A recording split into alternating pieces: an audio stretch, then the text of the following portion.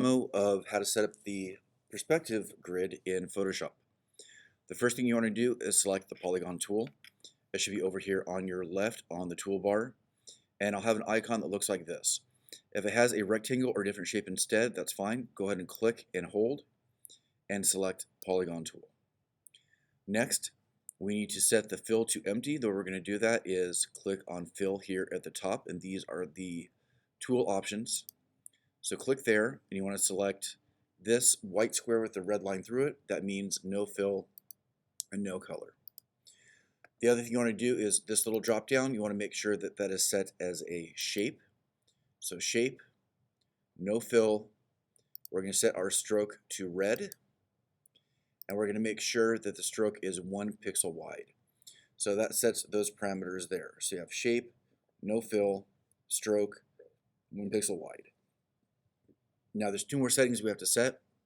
One right here, where we're setting the number of sides for the point. We want to set that to 100. And the last thing we're going to do is under this little gear icon right here, we're going to click and change the star ratio to 1%.